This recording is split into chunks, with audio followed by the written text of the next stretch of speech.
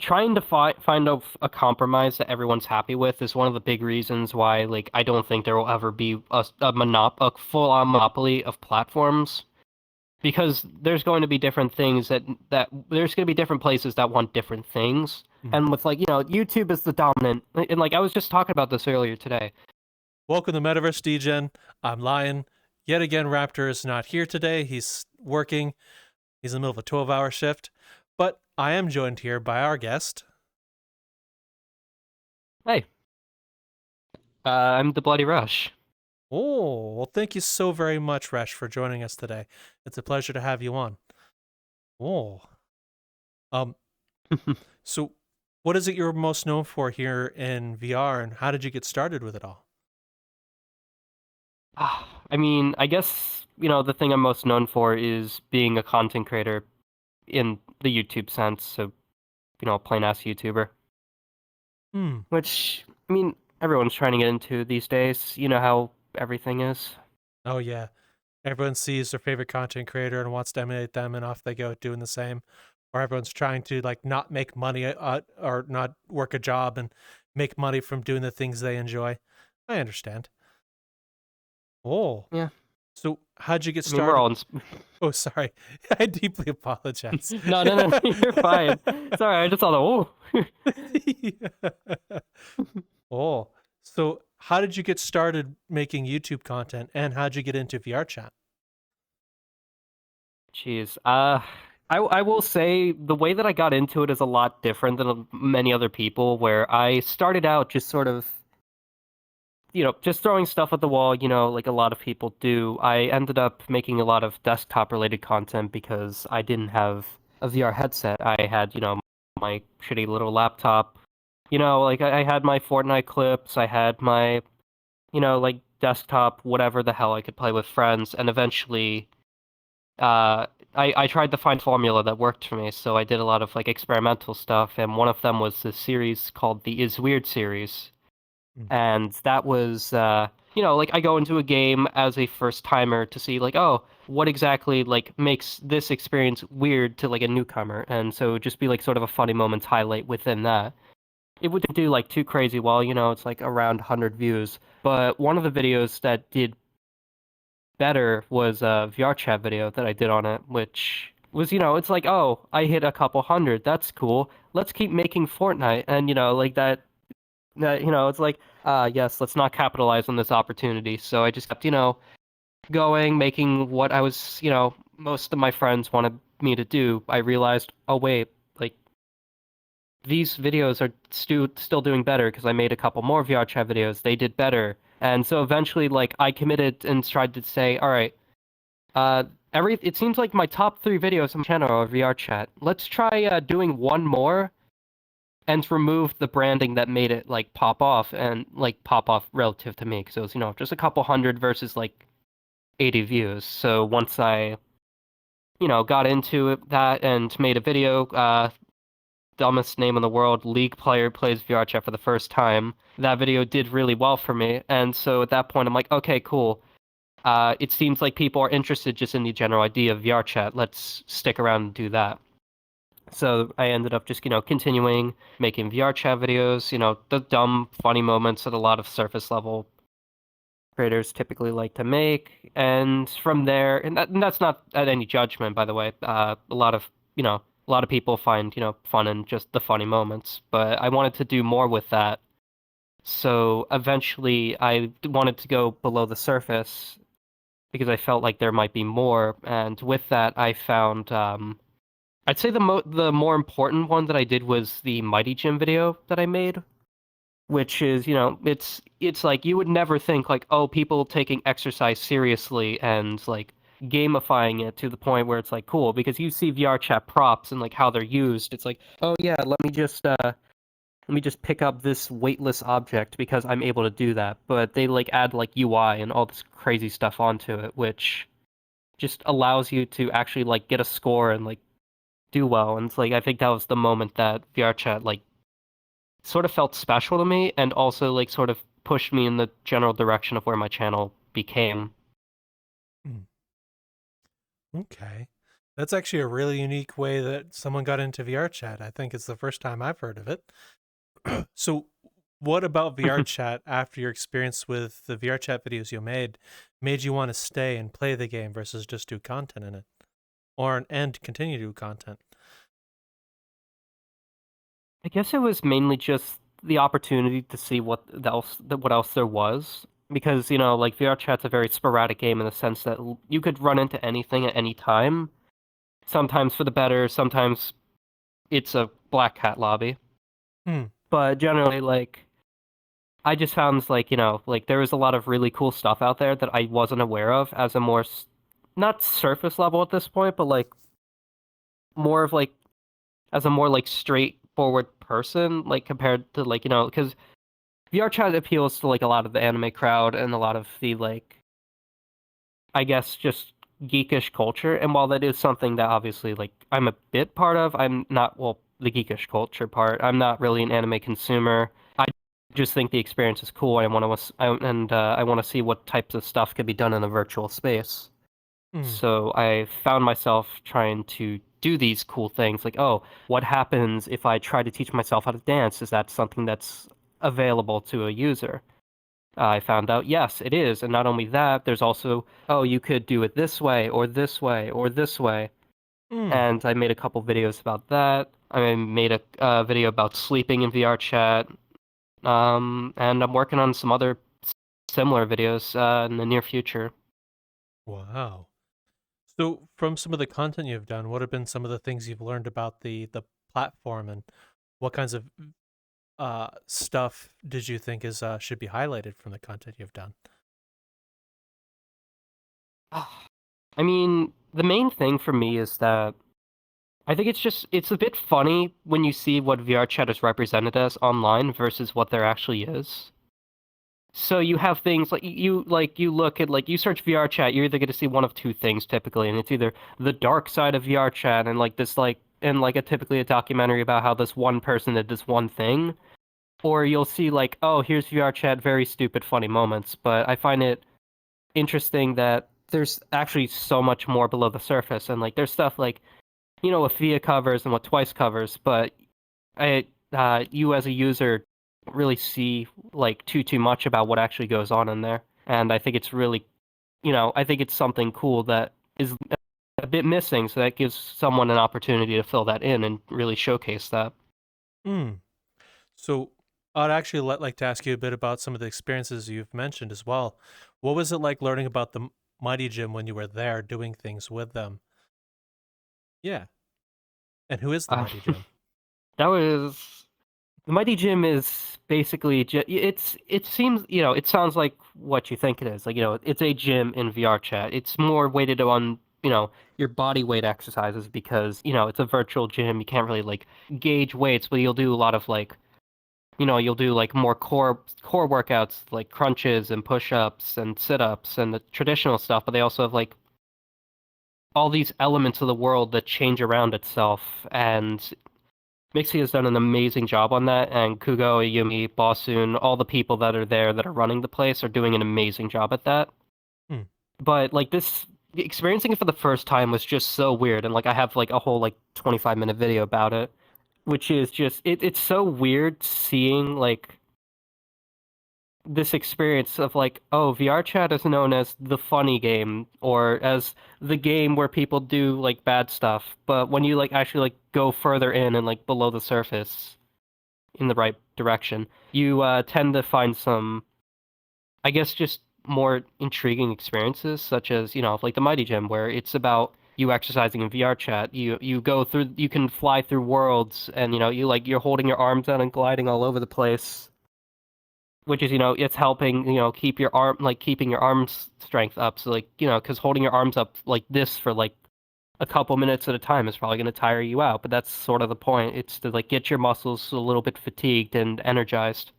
Hmm. But in that sense, like it's just I wish I had like better ways to describe it because like it's like sort of on the spot. It's sort of hard to say, but I don't know, that experience has always just been so special to me, and it's one that I've been really wanting to revisit. And every tool that I use on like content creation is like, hey, what should I work on? You should make a sequel to this. I'm like, I'll get to it when I get to it." Hmm. So that's another project I'm really excited to start again. Oh. You also mentioned you did a few videos on like getting into dancing as a new user. What kinds of things have you found and what is available? And what was the experience for you like learning to dance in VR? It's really like interesting because I assume that would be something gate kept specifically to full body users, which Mm. speaking of, hey, my legs are drifting slowly and slowly together. Uh, but when I bought my Haratora, I knew I wanted to make a video about dancing, exercise, and just the general practical usages of full body. Mm. And with that, I ended up, getting sucked into like, oh, what can you do as someone who has never danced before? Like, how do you introduce this to yourself, and how do you take it more seriously? And I found the VR dancing community is really good for starters, and the VRDA, Virtual Reality Dance Academy, is really good for like going more serious about it while still like, being friendly to new users. Mm. So, within your experience of learning to dance as a new user, what kinds of things did they have you do? What were the classes like? Right. Had to recalibrate. Yeah. Could you repeat? Sorry, could you Oh, repeat the question? I like had of the yeah. course. No, it's a okay. What was it like as a new user to learn to dance in VR? And what were some of the things they had you do? What was the experience as like the new user learning to dance through the VR Dance Academy like? It was pretty interesting. It's like typically like you sort of have to force yourself out of your comfort zone for these sorts of things. Now, something that they really wanted to emphasize was getting someone comfortable in the space that they're in and just getting moving because a lot of, if you just like, keeping yourself like all together or whatever, you're gonna end up looking like a high schooler at prom or whatever. But if you're like, you're going and you're actually like moving and going crazy, like, that's sort of, in keeping with the rhythm of things. Like that's like generally like how you improve Mm. and, get your practice in, and that allows you to feel more confident about yourself, which is one of the nice secondary benefits I found to work on these types of projects, which is okay, cool. I'm more confident in myself. I feel more open to say things that, aren't obviously controversial, but it's like stuff that, will just make people laugh because I'm Mm. less self-conscious about it. Mm. It's actually quite interesting. Would you say it's a good experience for someone just getting into VR chat, like learning to dance or doing the Mighty Gym? Like, is like that's one of the things you're going for specifically? It's like when you're just coming in. If you're coming in like, oh, I want to exercise in VR, absolutely. I'd say that type of experience, doing those games that are more focused on, exercise as a whole, and just like, like Ring Fit Adventure and like those sorts of games that sort of introduce like exercise elements while still being gamified are like really important to keeping yourself, I guess, motivated to keep going. And one advantage that the Mighty Gym has over these like other sorts of experiences is the fact that you're going through it with other people. You're seeing how you're improving, you're seeing how other people are doing. So sort of helps either motivate you by, oh, you're below grade, guess what? You have room to improve. You got this. You go. Or, Mm. you're doing above average and it's like, "Oh, yes, let's go. I did it." But, Oh. there's always this S plus grade that you can go for. So there's always something there. Mm. So it's treated more like a game than a workout. So if you're like you're kind of exercising for a score per se, is a way to put it. Yeah. hmm Yeah, because they've got scorecards at the end of all their workouts. So, you do the exercise for like a minute, couple minutes, whatever they have you doing. You get your score, and then it gives you some points on a big like monitor in front of everyone. And Wow. then with that, you see what everyone's scores like are, and then you get it printed out like as a little thing. You stick your VRChat camera in there, you snap it, and then you can go and see like, oh, last time I was doing this and now I'm doing this. Like, and it just provides a fun way to sort of gamify the experience, which is honestly just it's such a cool experience that I didn't even like think too much of. Like the first time, but the more I like go and reflect on the idea, I'm like, dude, this is genius. What the hell? It does sound genius. So, as another question for you, I'm going to harp back a little bit to further back in your past. What got you Mhm. started making YouTube content, and what was it? What is the differences between the content you started doing versus the VRChat content? How are they similar or different to each other, and why do VRChat content? I know it's a lot. Oh, Sorry for these the things layered are question. night. No. I was gonna start off by saying, main thing to say, what I do now and what I was doing are just completely night and day. Like, it's like a lot of YouTubers, start out making their funny moments videos. They make like, oh, I played blah blah blah with my friends, and this is the funny stuff that happened, or it's like a raw VOD of like Minecraft Let's Play, whatever. And like I didn't do the Minecraft Let's Play things when I started, but Hmm. like everyone goes through these phases, and you sort of figure out your identity for yourself. Some people want to be podcast YouTubers, some want to be React creators, and typically, you just experiment until you figure out what works. I got too tightly knit into the idea of being a funny moments creator that I just sort of like gate kept myself from all this cool stuff that could be out there. So once I got into VR chat and wanted to be, more social with things and like sort of realized there's a bigger world of content out there that I could be getting into. And obviously as I get older and my what I like on YouTube changes, that also has a big factor because I was mainly inspired by like, I was inspired by like Vanoss and all those type of creators where it's like like every couple days they make like a funny moment. So I tried doing that myself. That was miserable. Don't upload every couple days, like trying to, get a video together and cut it all and like add a bunch of music and funny sound effects and all this crazy stuff. It drives you insane if you don't have someone doing it for you. I can only imagine being like at least for Yeah. Metaverse Degen, podcasting videos is quite easy to do. Just make sure people can see, is the audio clear, and then converse with the guest, and then put in the intro, anything, any middle ads, and then the end. I can only imagine doing funny content, clipping, making it interesting, trying to push for retention. Was that a hard thing for you to learn? Yeah, no, that was a big amount of trial, error, burnout, trial, error, burnout, trial, error, burnout. Like, it's like a big loop, and typically a lot of creators probably would have dropped out in my position because, I've been going for like, well, my channel would probably show you about 2 years, but it's been about over three at this point. I want to say I've been going since like I think like early 2022 is what I want to say. Wait, no, Jesus, it's 2021 when I started. Damn. Or Oh, should I say it started like returning the things? Because like I still like, I had my burnout, but there was no like long gap between uploads. Like besides like when I burnt out. hmm. Okay. So with through the burnouts and you trying to find your identity, what kept you going through the content, through the burnouts, and continuing to do the thing you wish to do? I think one of the big things for me was the potential of what would come if I kept like, kept coming back and trying to push the envelope for what I could do for myself because like I was, you always get, how when you're younger, you're always like being told like, oh, you should be an engineer or an astronaut or I don't know, fucking cowboy.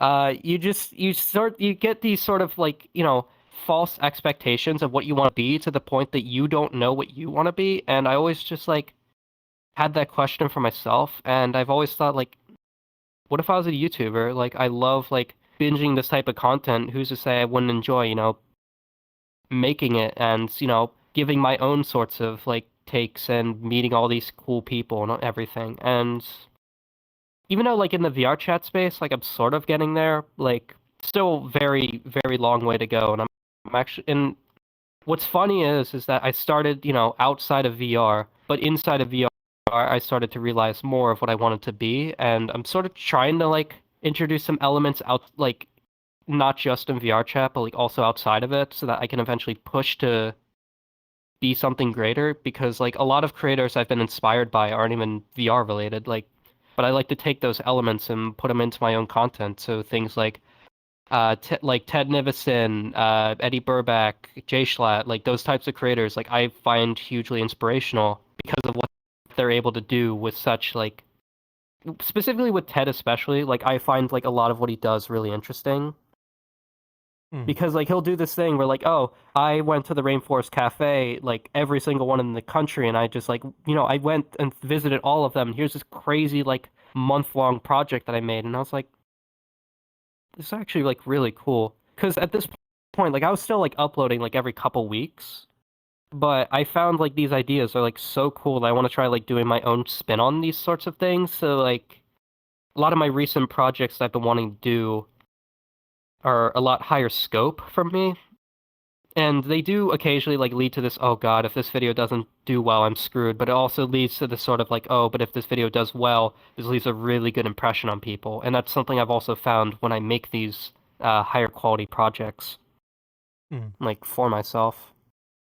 Mm. But I do eventually want to push back outside of VRChat, and I am planning on doing some, let's just say, drastic measures in my next video to sort of push that envelope. But I'm super excited once I get to that point. Mm. So, are the videos you're trying to do in real life similar to what you've told us about so far with like the Mighty Gym or the VR Dance Academy as examples?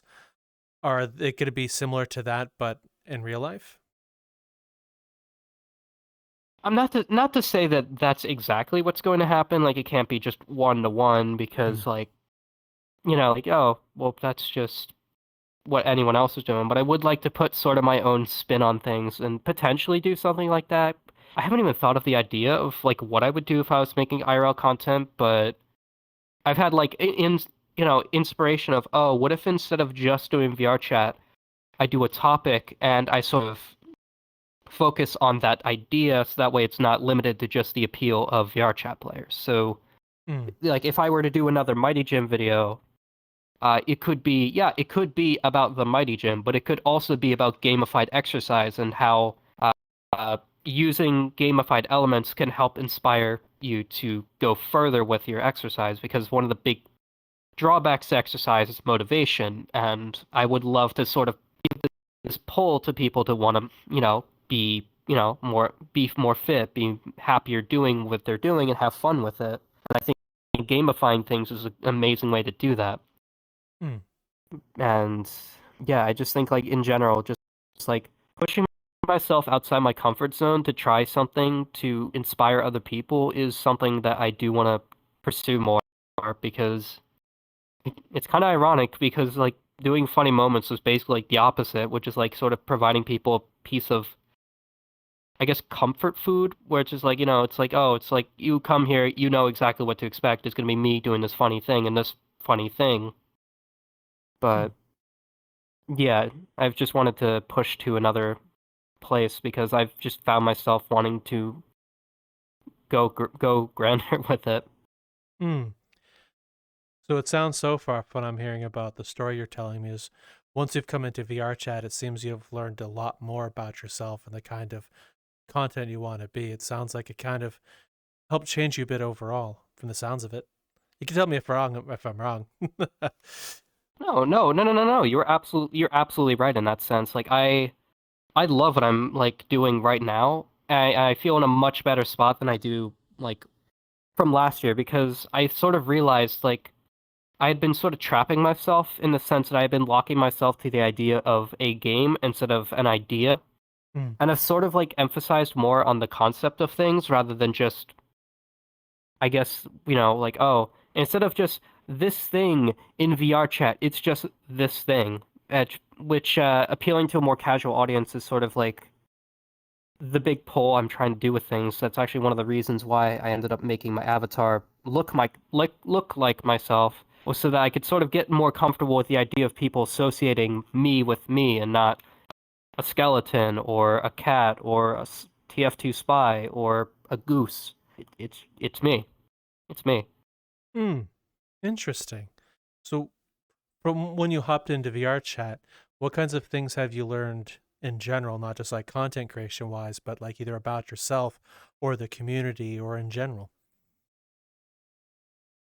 I think one of the big things is I've realized I'm a lot more outgoing than I gave myself credit for because like it's like you get yourself more exposed to people and you like get to actually like experience their emotions and like their actual like movements and everything. You sort of like get a more personal sort of draw to, oh, this person's like a person and I can like sort of interact with them, which allows me to feel more comfortable talking to them.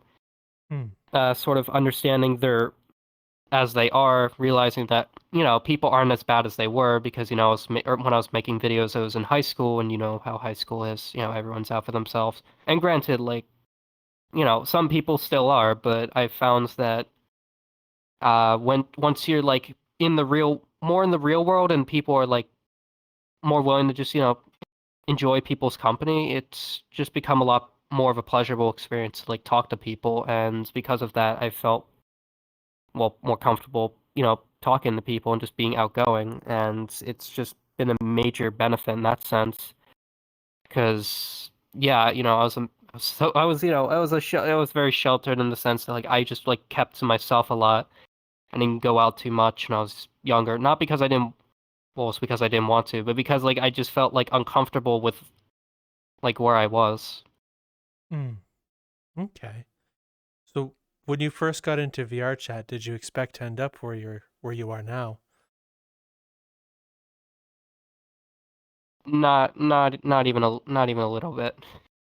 Not. I honestly thought like I would have probably moved on by now if I'm being realistic with myself. I thought, like I set this like, oh yeah, like I'm doing VR chat, but like I was doing VR chat funny moments still. Like, it was like, oh, what if instead of in the Black Cat, it was in the plane world and the painting world, or it was me trying to gamify the Black Cat to be a bingo card system to see the most fucked thing I could, which that was I still will say that that was a fun video to make. That was unbelievably fun, like trying to race my friend to see all the stupidest stuff. And I'm doing a similar thing for my next video. But yeah, the sorts of things are so much fun to do. It's just like, all right, cool. Here's what we've seen in the Black Cat. Let's go see who could see a bingo card row the quickest out of that. And it was basically just how did that go? But yeah, as my experience improved with VRChat as a whole, and I found like myself connecting with more people, I found the idea of moving on harder. But then I realized, like in the grand scheme of things, like this experience is cool, but like seeing myself in other experiences and just getting inspired by creators that are much larger than me sort of made me realize like there is a ceiling to this, and I want to take this as far as I can. Hmm. And like I'll obviously like I'm not just gonna like ditch VR chat, but I do want to see like what else I can do with the ideas that I've been sort of executing on. Hmm. Okay. So since you've been doing YouTube for this long, what kinds of things have you learned about just making the videos, either about yourself or content in general, versus like who you were inspired by and enjoy watching versus actually doing the content? I'd say one of the big things that I realized is that you do have to sort of get yourself outside of your comfort zone in order to both try ideas for concepts and try ideas for branding, and just try ideas to like see what people like. Because for the longest time I was like, oh, I'm above putting text in my thumbnail. No, I'm not.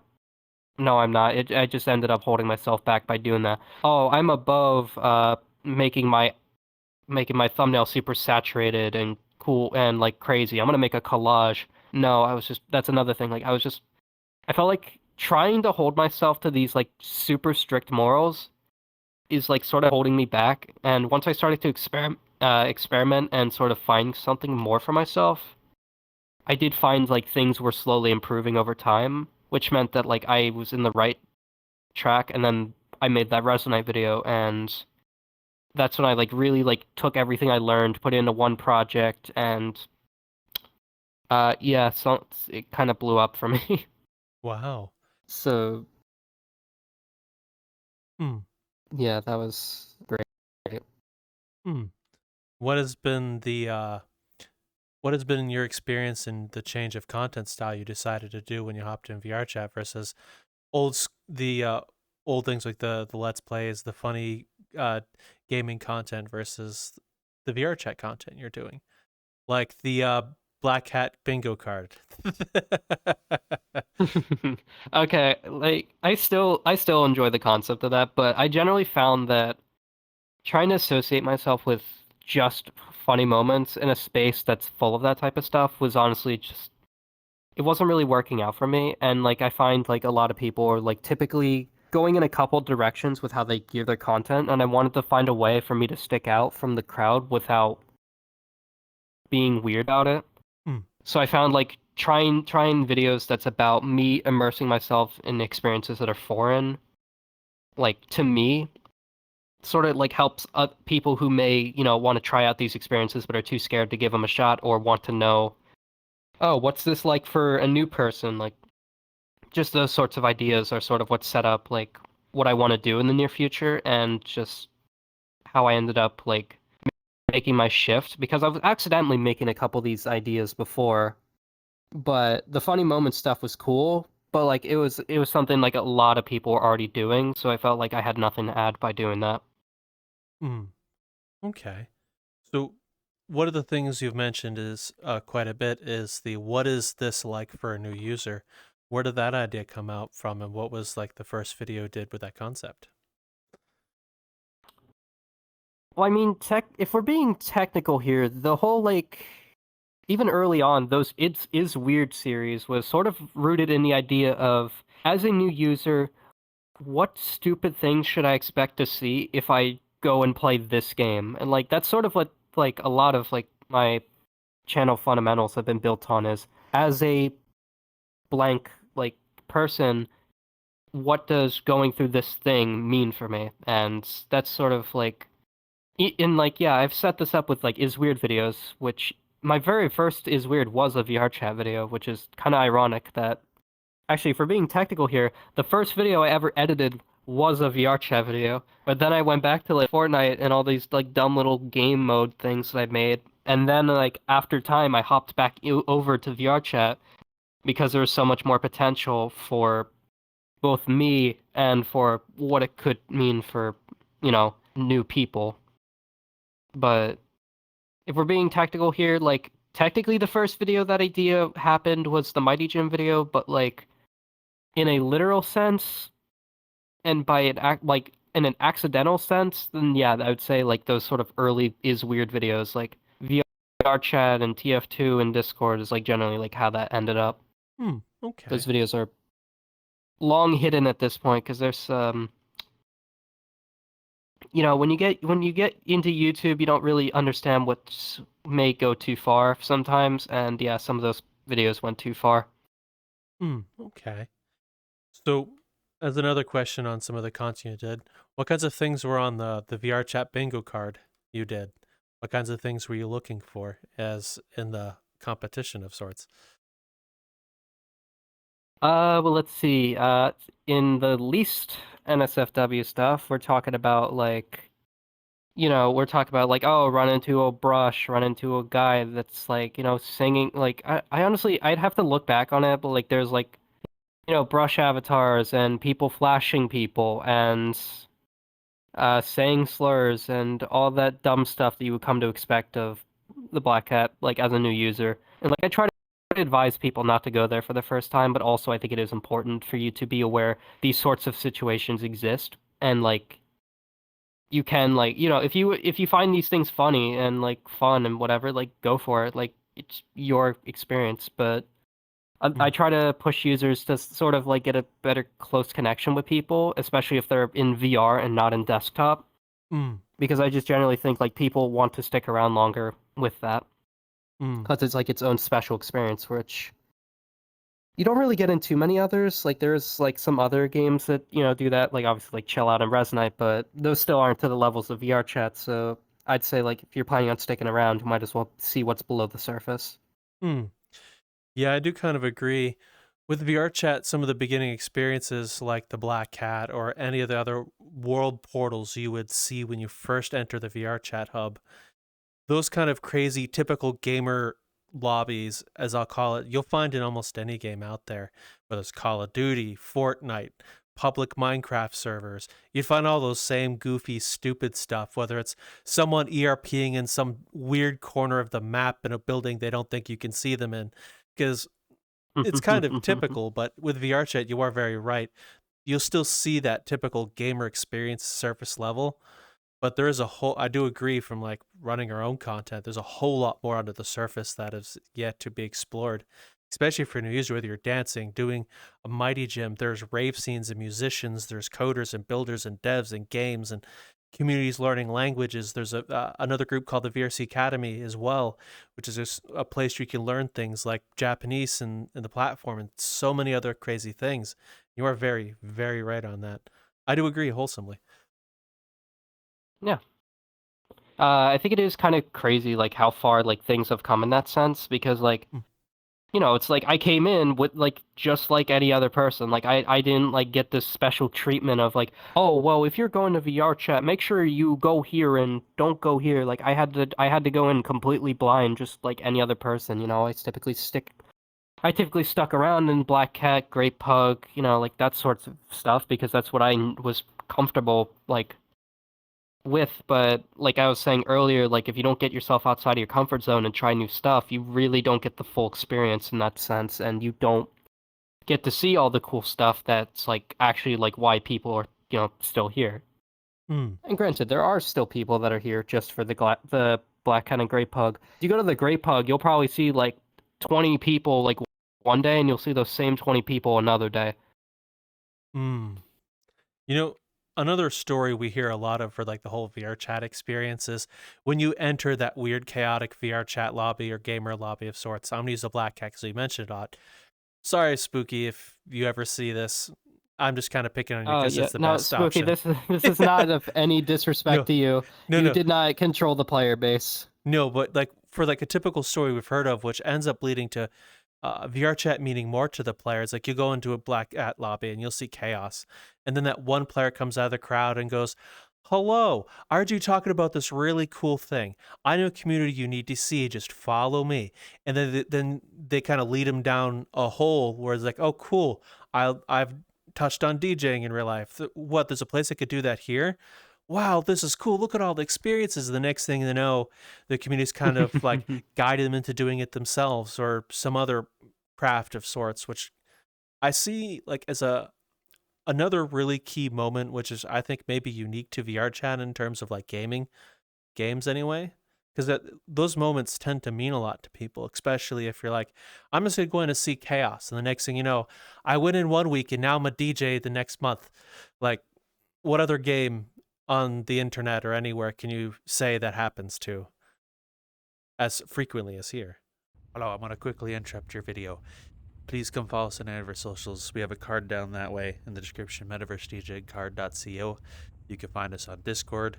You can find us on Twitter, which X, whatever. Right here in this space, you'll see the @ you can find me, Lion. And as well, we have a Patreon, which we've started a whole other show as a thank you for those who've signed up, such as Training Fangs, Forbidden Zero, and Niche. So thank you all for watching the video on how these games are going. I'll leave you to the rest of it. Enjoy. Yeah, no, it is like I said earlier, like it is crazy like how much stuff is actually in here and like just sort of gated off from others with because, like, oh, it's not actually like seen to normal people. And granted, I can't say that the experience isn't easier to go through because now there's stuff like the groups, which was not a thing when I first started playing, and easily like just dramatically improves the experience because like if you want to see if there's something out there, you could probably go find a group of it because like people have that above their heads.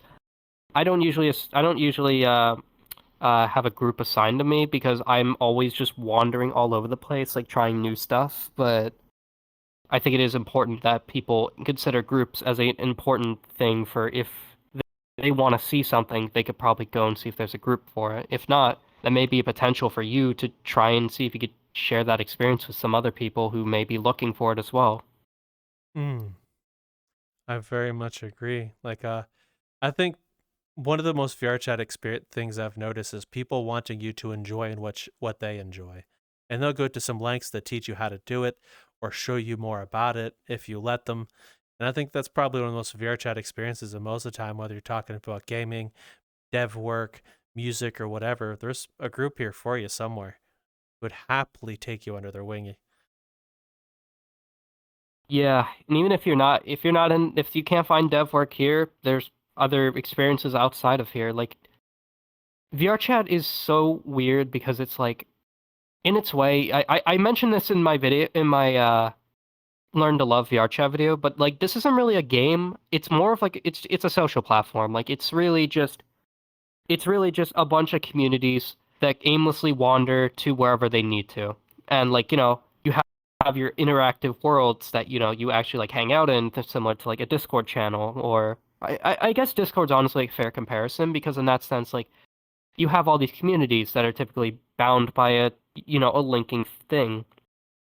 Whether that be like, oh, these are people that want to go to the Black Hat and meet the most people. There's usually like, those cozy hangout Discord servers, but if you want to get into dancing, there's dancing Discord servers, or there's exercise Discords about people tracking their progress and like how they can make the experience better for themselves and others. And I think in that sense, like that's probably the best way to describe VRChat as a whole. Like it's not a game, but it has games. Like it's a social platform that you can like actually properly interact with people. And I think like when people say the metaverse or whatever, like like people are going to point to a lot of different things, but I think like VRChat is definitely the ultimate culmination of this idea because you have the absolute freedom to be what you want to be, go where you want to go, and make what you want to make.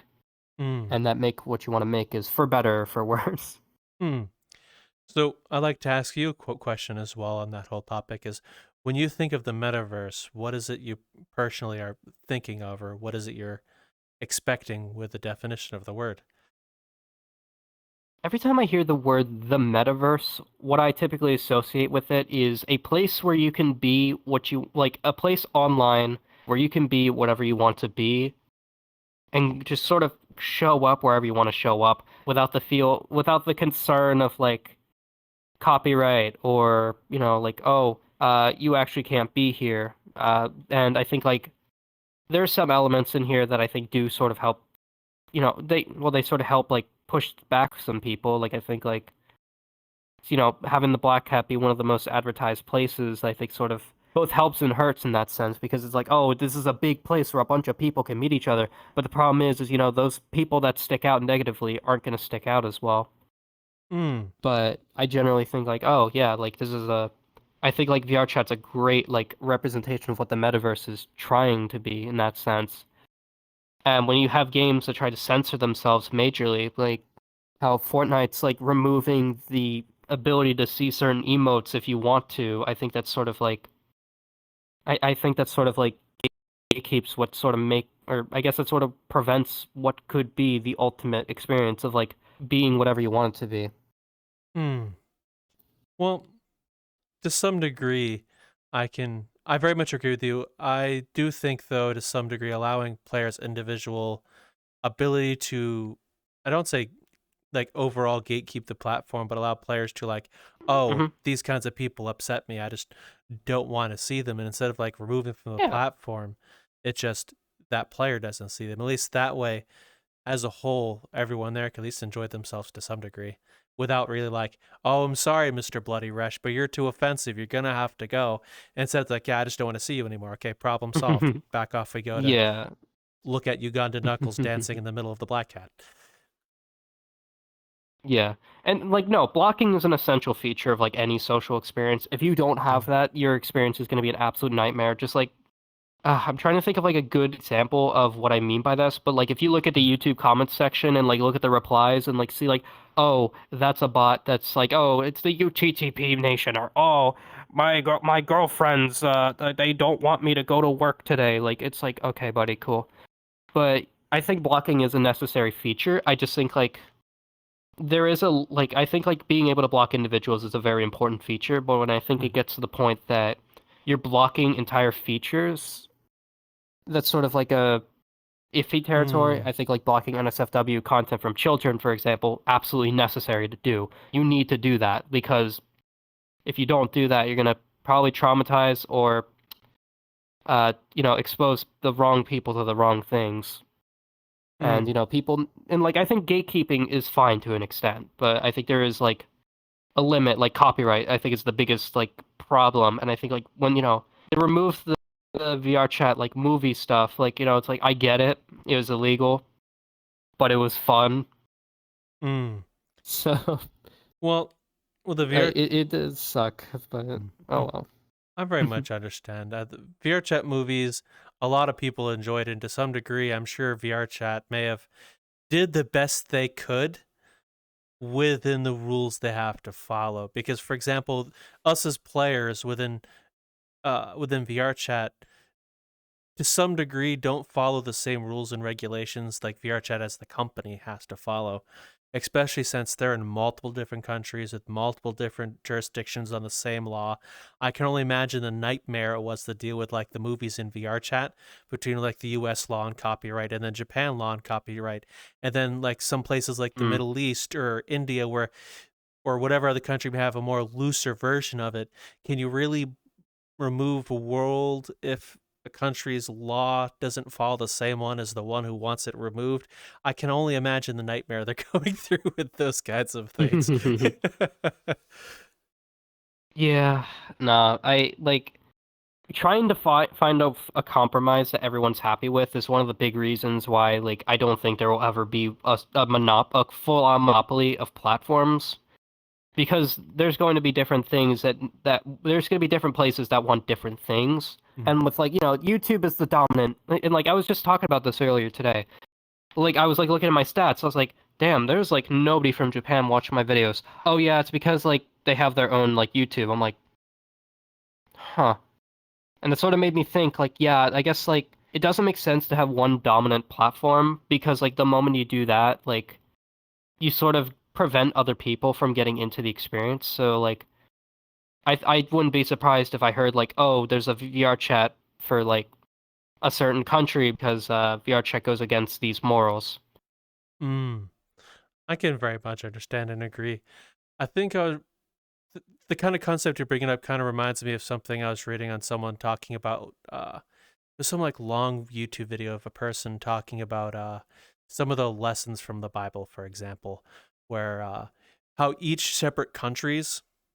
And this is kind of a loose thing. It's not how the Bible is depicted specifically, so please bear that in mind. It's just a concept. But like how each country should not be over dominant over each other, but instead like be individually run separately. And platforms, I think, kind of should fall under the same gross rule, where like you can't have like one overarching monopoly of, oh, guess what, I'm big tech Google who wants to be everything, but instead allowing, like as you said, Japan to have their own version of YouTube. I very much agree with that. Yeah, that's in that sense, it's sort of the reason why I don't think they're all like monopoly is such a tricky word to identify, because like yeah, I think there are certain things that are obviously a monopoly like for the US, but I think like in general like there's always going to be different people wanting different things, and so in that way it's just sort of a gray area, but I do find it really interesting to see how people are able to try and pull in as many people as possible to one place without taking it too far to where it becomes borderline illegal.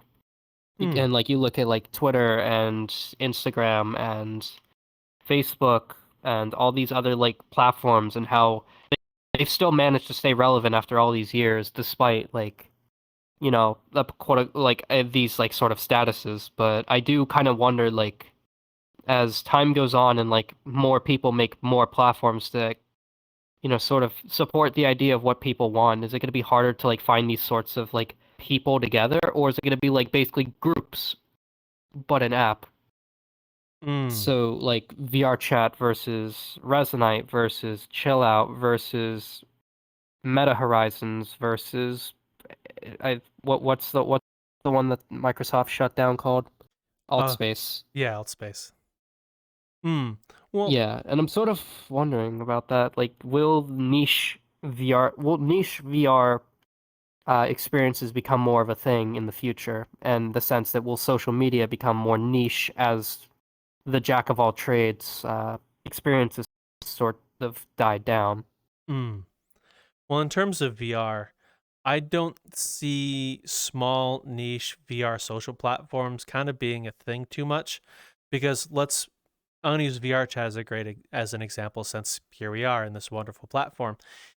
Yeah. There's a lot of financial need in order to keep those things running. Like, to sustain something like this, one, you'll need the server space for it, which running servers cost money.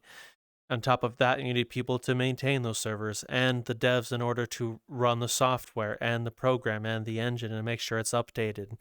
There's so much work that goes into it that kind of needs a financial incentive you can't really get if you're a rinky-dinky tiny individual thing, unless you somehow have a lot of money and don't care to watch it evaporate just so people can enjoy themselves, which isn't a sustainable business model to some degree either, because you kind of need to be a business to run something like this, because it's not cheap. Mhm. Servers don't like run themselves all the time. They break, they need fixing, they have electricity in which they need to pay for, and so on and so forth as you run down the line. Although I would like to see the ability for someone to like run their own little individual VR space that's outside like VRChat or whatever, if they want to be like, oh, we're just the people over here just going to be Uganda Knuckles and random worlds that we build ourselves. And like, if that's the community you want to run, I think it should be possible, but like on a big sustainable scale. If it scales up, maybe a little harder.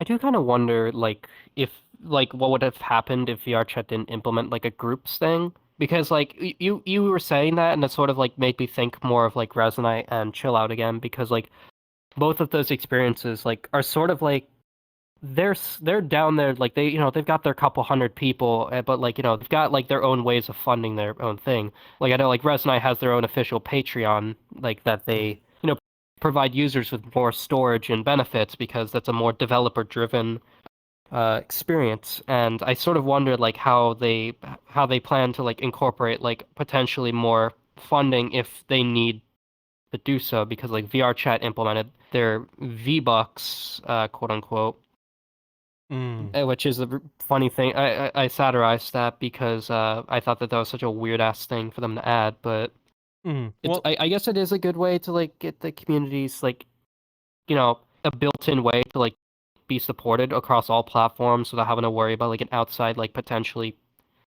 scummy way. Like like what would happen if like Patreon went down and like they needed some other form of uh payment, and that's in that sense like I get why they did that, but it's also like it sort of cause some issues like within the community, like the sort of not like the EIC thing, but like in the sense that it did piss off the community a bit, like having sort of worlds have the ability to gate content, well, which it's whatever. in terms of the creator economy, I can hark back to a few podcasts we did and some things I've learned over time. Like, first, I think a lot of the VRChat community was asking for the creator economy, like in order like in-house way to sell avatars, like for example, or an in-house way to support the communities we all love, like the gym or dance groups or the DJ who's playing music for you. A lot Mm. of the community was kind of asking for that, and to some degree, it also kind of helps VRChat as well. And in terms of like why in-house over third party, we actually did a podcast, an interview video podcast with Blue Aces, who made Super VR Ball, and he kind of made a comment that the foot traffic Mm. you can get in a VRChat world is a little larger than you would have in like Patreon, for an example, because people like if you're in Super VR Mm. Ball, as an example, you'll have people like with you if you're to go to the world page on their VRChat account, and you look at how many views the world's had, a lot of those people will be swinging by through to buy a ball or to play the game, and in turn they will see the store, which in terms of foot traffic and statistics, you may see people spend that money a little quicker than you would like having a Mm. Patreon link off on the side of the wall somewhere. Yeah, and I think those sorts of I understand that. I think the main reason that the market kind of piss people off in the first place. It was kind of like how Twitch has these weird like cuts because they need to keep themselves up. Like I think like because of how how Steam takes 30% off of like every single purchase. That sort of like made the funding percentages a bit dicey for people because they didn't really understand like, wait, what do you mean I get like 50% of like what is spent? Like that's ridiculous. Where does the other 50% go? Well, I do understand, and some of those cuts can be really huge, but one thing I always bear in mind as I like interact with things as a person is nothing's free. If anything out there isn't like with platforms, I want to use like social platforms as an example. If the social platform you're on is free, you are the product. If you have to pay to be in, you are being sold the product. And as a person, I'd much rather be sold the product than be the product. Yeah, I mean, I'm glad VRChat isn't paid. I think it's the main reason why it's as big as it is. And like, fun adding like, vents to the Black Cat that, you have to like pay to, unlock is sort of weird, but like I understand like it is a fun incentive to, get people to want to do these things and like, oh, suddenly it can go in the walls and traverse up to that weird area up there. Like I get it. I think there is some like weird implementation of it, but I think like generally like it's been harmless. Like a lot of the stuff is just like cosmetics and whatnot. Like, oh, the goose in the Black Cat now has an extremely long neck. Like that's funny. Or once again going back to like my friend Mixie who made the Mighty Gym. She has a painting world, and like in there you have like all these animals running around. And what you could do is you could throw a treat to one of them like to animal that's just walking around or feed the birds, and that's like it's like a couple hundred V-bucks, I guess. And like yeah, that's just a fun way to do it. Like it doesn't feel like wrong. I sort of do see the dangers of a way to sort of gate content from one another like that, and I do kind of hope I don't see anything like that. It doesn't like this definitely was a lot less bad than I thought it would be, but I still fear that I mean granted like if you do make a crappy world that like you have to pay for, nobody's gonna go there, but who knows? Who knows what'll happen? Well, a lot like real life in VR chat, there's two things we can do. One is wait and see what happens. Because we can speculate all we want how it's going to be, but the best thing to do is how I see it's going to be. And the best thing you have as a consumer is you can vote with your dollar, which is the best thing you can do. Because if you don't like something, just don't spend the money. And it may not seem much, like even if you're one person in a million, it's still, in a sense, it's a vote per se. But if you're if you don't feel like spending the money, then statistically other people don't want to spend the money either. And with that kind of general social thing kept in mind, naturally people who are doing things wrong, especially with the creator economy, may not get as much money, therefore may be incentivized not to do those things or to stop. So you can be like loud and angry at things all you want, but the best thing you can do is just vote with your wallet. Yeah. I just get a little concerned because like you see things like how Twitter Blue basically became what it is now in the sense that it is just, hey, when you pay more, you get more likes because we push your things further. And I find that really weird.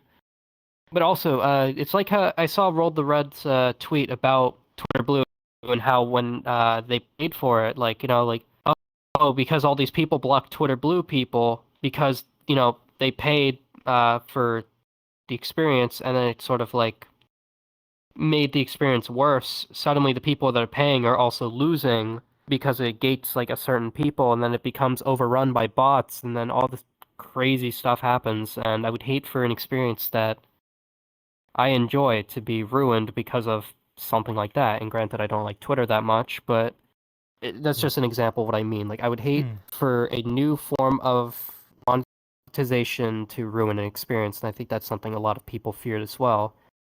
Which I'm happy that cosmetics are what a lot of people have been doing with the concept because it's a pretty easy way to sort of implement the new stuff without gating like severe game changing content. But You Mm, know, it's change is weird. Change is going to scare everyone. It doesn't matter what you do.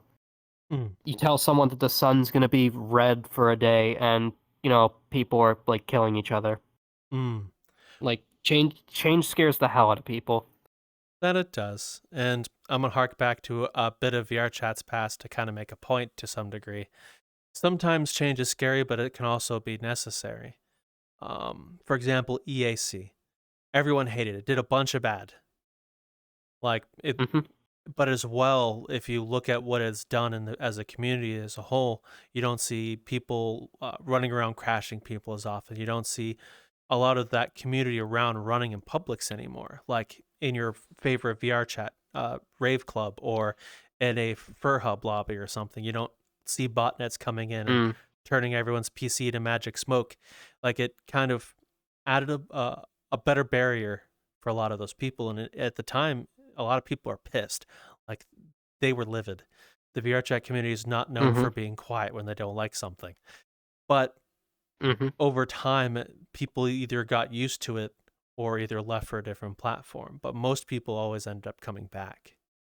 So to some degree, some change can be good. And I will say some things VRChat's done is kind of iffy, but I do see a lot of trust in their decisions, at least as a person. Because EAC, I can now Yeah. go in public lobbies and not worry about like my graphics card exploding. Yeah. And I mean, like I said, people fear change, and like when a bad change happens, and like they're stuck with it. That's it. Like it's VR chat's still in this weird place where it's just you look at like the next most popular experience, ignoring like Rec Room, and you're going like to like hundreds of players versus tens of thousands of players. And I think that's like part of the reason why is because if you don't like this change, you either go to a place with so much less or you cope with it. And that's sort of why like I think people were like really upset with the change is because they saw this aspect of it, but they didn't consider this aspect of it. And in that sense, like it's like I understand why they made that change. Like it makes sense to it makes sense to prevent bots from being able to crash people. Like I won't lie and act like I crash less because of crashers. I crash because my GPU and or my RAM Mm, is bad for my motherboard, and I need to get that replaced, mm, which I already have, and it's just sitting over there in my room, just not done yet, which I should mm, probably go do sometime in the next couple weeks. mm. Yeah. So honestly, I'm quite excited to see what VRChat does as a whole. Because, for example, they're kind of leading the way with a social VR platform, at least as of today. Like, whenever someone gets a VR headset, VRChat's kind of one of the first places most people venture into. It's free. You can go in, you go see a cool Mm. experience, go learn to dance and work out and do push ups with points, or go see the most goofiest avatar that you didn't expect to see when you joined a lobby. It's kind of the first places people see. Like when you type in VR or VR chat content or VR content, VRChat's one of the places that comes up most. Yeah, and like I think like as a representation of VR, it could be so much worse. But yeah, I do get a little concerned. Like, and this is we're going full circle here. Mhm. I do find it weird that VR chat is represented as the funny game or the game where a lot of bad stuff happens, and that's why once again coming back to the middle of the circle, that's why I want to be the change that sort of like says, hey, actually no, you can do these things that aren't as bad because like and like I talk to people who aren't in the VR space at all. I say, hey, so you know about VR chat, right? And they're like, yeah. Do you know who Fia is? No. Do you know who Thrill Seeker is? No. Do you know who Twice VR is? No. You know who Boneless is? No. And like I just like list off a bunch of YouTubers that are like people that are making these changes, but it's just something that didn't appeal to them or it just wasn't what they were looking for and didn't stick with Mm, them. And I want to try and see if I can find a way to I guess be the change that appeals to the right people, mm, but what that may mean, I don't know.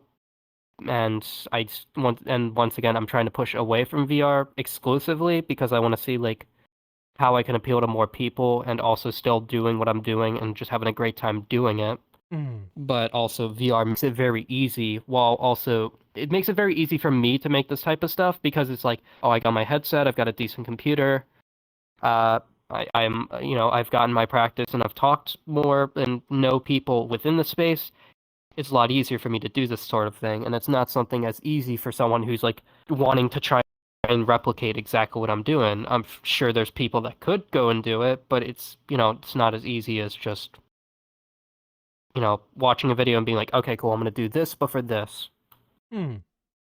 Well, I have noticed, or actually, I was in a conversation with some people that said it does seem like VRChat content kind of things being pushed out is getting a lot more mature. I was sitting with some people in a Discord lobby, and one of them said that, and apparently, in like they've noticed in like recent times that the kind of content like what you do, for example, is a lot more popular versus like lewdy girls or funny VR chat moments seems to be kind of where Oh, people are thank going. God. That and there's also a growing VR chat filming community as well. People making films and movies and series here in the platform as well. So it does seem like the platform is maturing. Yeah, I think that's honestly like great to hear. Like when I hear about Metacosm or, like Portal or like all the creators that I had just mentioned previously, like it is great to see like people taking a more positive impact on the community and being like, "Oh, well actually, what if instead of doing this and like seeing this messed up thing or this really stupid thing, what if I show you this cool thing like a bot that runs around and properly responds to you when you try to talk to it. Like that's cool. Or, an exercise experience, which I'm actually referring to twice who made that, not just me. Mm. Or like, or like so like yeah, Fia twice, Turtles, Boneless, Gom, all these people like making these types of things, trying to put their own spin on it. Also Parzival, I can't believe I forgot Pars. But yeah, it's cool like seeing people try to leave a more positive impact on an experience that I originally saw as just like the funny game, but as I got more into, I realized, oh, this is so much more than that. Mm. I very much agree. Well, I will say thank you very much. Oh, actually, one question before we close. Where did the name come Oh from yeah. and why the avatar? Oh. All right. Are we going into embarrassing story time? That's up to you. All right, hold on. Let me just recalibrate real quick. All right. So, uh, 10 years old, making my first username. I don't know what to do. I had just played through Pokemon Black and White. It was my favorite game because I was 10 years old and just liked, the funny animals like doing their animal thing. I had just caught Reshiram. Okay, cool. Reshiram, and I need to make it sound cool, so Reshiram X, and then I wanted to make it like sound cool again, so duh cool. So my original username was Reshiram X duh cool, and like that was like already like yeah, it's like oh, that's a cool username. I sound cool. I was 10. No, it wasn't. I was 13. I was like, I went from, oh, I won't want things to look cool. I want them to look edgy. Uh, and I still liked the da part of my name because I didn't want to, I liked the introductory element of my username, so I kept that, so I did da. And how do I make it sound edgy? Oh, yeah, blood. So DaBloodyResh.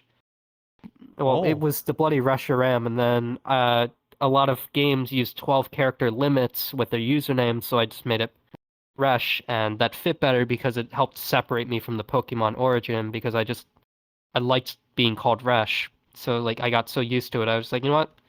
Screw it, we'll keep it. And then that's basically how my username is the way it is now, and my avatar is basically just okay, cool. Let's just make me, and then let's just change some stuff like as I feel like I want to make those changes. So like Mm. I added these sunglasses because I own these pair of sunglasses IRL and I wear them all the time when I'm going outside. I added the prosthetic leg because I thought like, oh, like I want like little elements of myself to like still stick out that people would remember. I added like little logos all over myself to sort of represent like what sort of eras like I had gone through. I guess I added frosted tips and the cybernetics just over time. Cybernetics, I thought I would just do something as a one-off for Halloween, but then I really liked it, so I kept that. And then the frosted tips I added for my next video, which I'm working on, and the one previously, and I just liked it, so I kept it. And then that's most of why I made changes that I did. I'm actually using a variant of my avatar that I haven't even revealed yet, which has like brand new like face shading and everything, but I don't really care at this point. Like it's probably the least important change my next video that I wanted to reveal anyway. Mm. Well, I will say I think the avatar looks really awesome. I think it Thank looks you. cool. And I I and mean, it's even with like as good things as like, V-Roid's gonna get. well, Sorry. don't be. I think things like avatars, especially since in a virtual sense like VRChat, they tend to be a bit personal. I don't think it's unimportant at all. If you enjoy it and you're proud of it, Mm. show it off. Yeah, because I think one of the big things I did enjoy about like, for example, I really like that Fia uses like avatar based on herself, because once I saw like what she actually looked like, I was like, okay, yeah, that makes sense. Like, and I want to sort of have that natural transition where if I wanted to transition to IRL content or incorporate my face more into content, I wouldn't feel like, it's like this unfamiliar change, and also the fact that, well, I didn't want to lose myself in VR, so having like, a tanner avatar that has like all the, base whatever that looks like me, I was like, yeah, this feels right. Like I didn't it felt weird being like a skeleton or the spy or the goose, where it's just like I felt like an outlier like within the space, and I didn't want to like be an anime character. I didn't want to be a furry, and I didn't want to be a girl, so I just said screw it. I made my own Vroid, and I know I know I have some friends that are probably gonna watch this and tell me to not use Vroid, and to that I say, no, May, I am not changing my avatar off of Vroid. I will get to that when I get to that. Well, I will say, even though it's a V-Raid avatar, I think it looks really good. And it's very well optimized too.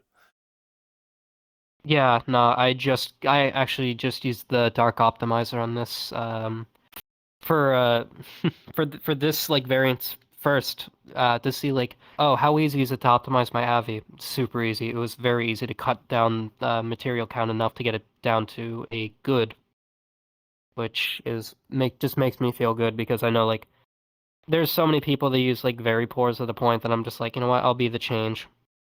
Mm. Well, I thank you so very much, Resh, for coming on and chatting with me. It's been absolute amazing pleasure getting to know you and sit with you and learn all about you. So again, thank you for your time. It's greatly appreciated. Yeah, no problem. I appreciate you inviting me on to here. It's been great, and it's just nice to actually sit down and properly talk to you finally. Because like I've been seeing you in passing in the self promo, but I'm like, okay, I don't watch like podcasts, but like also like I kind of want to see what goes on like Hmm. behind the scenes and like what's the process like. So it's just cool to see all this. Well, I'm very honored. So I appreciate your time. Hmm. And it's something I say every now and again, not always on here, but time is a currency you can spend once.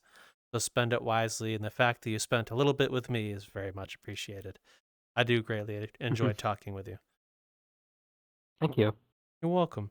And where can the I odd? wish. Oh, you first. Sorry. No. I wish I had more to say, but It's okay. like more to say like that I would be reasonable to add, but like honestly there isn't too much. But Mm. like I just appreciate like having the opportunity. This is my first podcast, by the way. Like I've never been invited on the Oh, one before, so this is like even more. oh, Some people in Resonate just invited me to another one, which I'm excited to see how that goes as well. But oh. yeah, like this is my absolute first, and I was like stressing like crazy about this. Well, I will say I'm honored I am your first, and as well, it's it's not as bad as you think it is. It's you don't need to stress out, and you did fantastically. I thought I could even tell you're stressed at all personally. I mean, it's like once you're actually like in there and you're sort of just you have to like go. It's like a little less stressful, but it's like I'm also like in the back of my mind be like, don't say something stupid. Don't say something stupid. This is going on YouTube. You can't undo it. Only they can. But Well, it's whatever. well, thank you. And where can the audience find you if they wish to reach out to you or your content? If you want to go find me, I'm at the DaBloodyResh on YouTube. That's pretty much the main place I go right now. I do have some plans to do more later, which I'll announce my future projects. But in the meantime, if you are like trying to like watch something on my channel, go watch the Resonite video, go watch the Sleep video, go watch the Mighty Gym video, go watch the VRDA video. Whatever's your cup of tea out of those, go watch one of those. And I've got some cool stuff coming up soon that I'm really excited and passionate about that I really hope that if you enjoy, you go and check out. Well, from there, I'd say Raptor do the thing, but I'm kind of missing the other part. So with that said, spend your time wisely, spend your money wisely, and don't be afraid to try new things and learn new skills and explore VRChat. This may be the place you find one of those things that you enjoy doing, or a new friend, maybe even a loved one. Who knows? Either way, we'll be seeing you in the metaverse, folks.